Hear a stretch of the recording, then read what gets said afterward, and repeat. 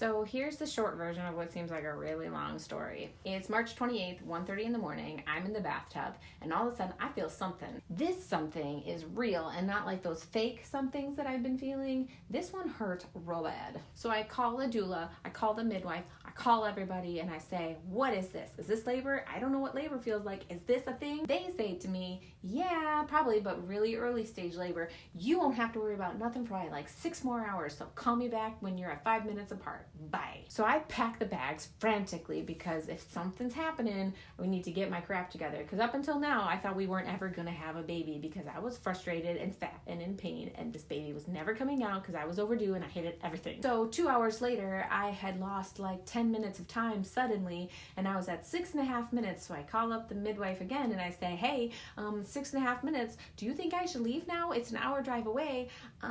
She's like, yeah, you should come on in.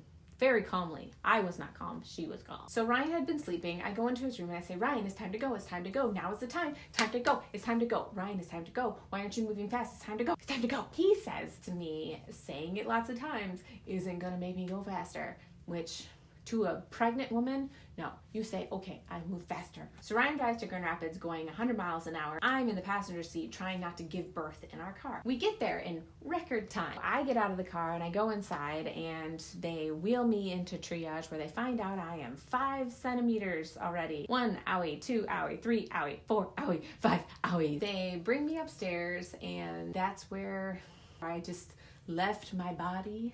The things that room has probably seen. My doula was able to come, thank God, because she changed everything. My doula has this magical ability to squeeze my butt in the most perfect way to keep my pain in some kind of a manageable place so I can get through these contractions. Anytime a contraction hit, Carrie, will you squeeze my butt? And she did. She was calm and wonderful and strong, and nobody in that room could squeeze my butt the way that Carrie could squeeze my butt. Without her magical butt squeezing abilities, I don't think that I would have made it through that birth. Lucy would still be inside of me. I would have given up. No, she's staying. Unless someone can squeeze my butt, the baby's staying. They made me try to labor on the toilet. Carrie, squeeze my butt. They put me in the bathtub to help with the pain.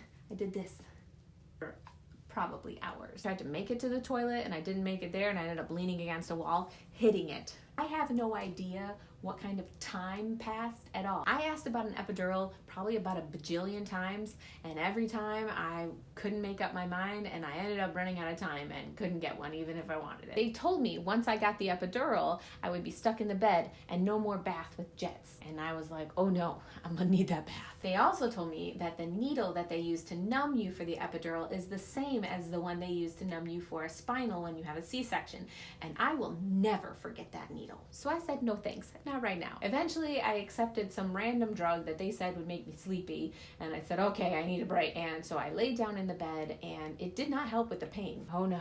It did not help with the pain, but it did make me drowsy through the pain, so maybe that was considered rest. Whatever it was, I took 2 rounds of it to buy me an hour of painful rest. During one of my baths, they convinced me to get out of it and go lay down again to have my doctor check me when I was asking about an epidural again. When she checks me this time, oopsies, she broke my water. She also tells me, you are 9.5 centimeters. And at that point, I can no longer have an epidural because I can't sit still for 10 minutes and it's not gonna be worth it anymore. Or so I told myself. I had no idea how bad pushing was. No idea.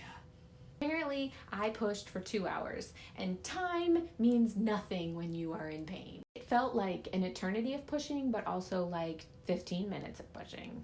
Things got real serious. Everybody that was holding my legs and staring down my business got all excited.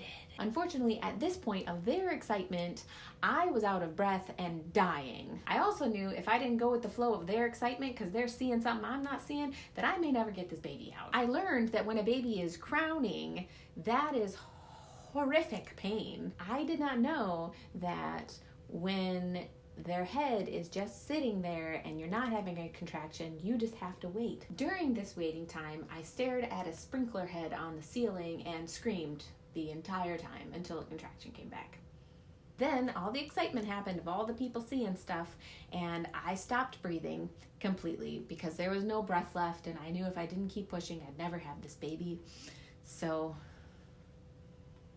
I don't know how I did that. Once I pushed her head out, her whole body skaplooshed out. That was weird. And then she was born. I had my eyes closed for probably at least the last 4 hours of labor. I couldn't see straight, and everything was too much of a distraction, and I just wanted to shut out the world and pretend none of this was happening. One of the nurses that was holding my left leg, I have no idea what this woman looks like because I never opened up my eyes to see her. Someone had the bright idea to tie a knot on 2 ends of a sheet, and I would pull on one, and that is, honest to God, the only way I was able to push her out, because prior to that, I had no idea how to push a baby out of my body. How would I know how to do that? People say it's like pooping, but I'm just saying, I have never pooped like that, ever. And they told me to push for the placenta to come out. After all that pushing, you're telling me to push some more? No. Apparently that wasn't my choice, because they made me do it anyways and get that thing out of my body. And then all the stitching from all the tearing, all the sad ripping of my parts of my body. Thanks, Lucy. Ow. And that's how I had a baby. I am really excited to not do this again. You hear that, Ryan? I am not going to do this again.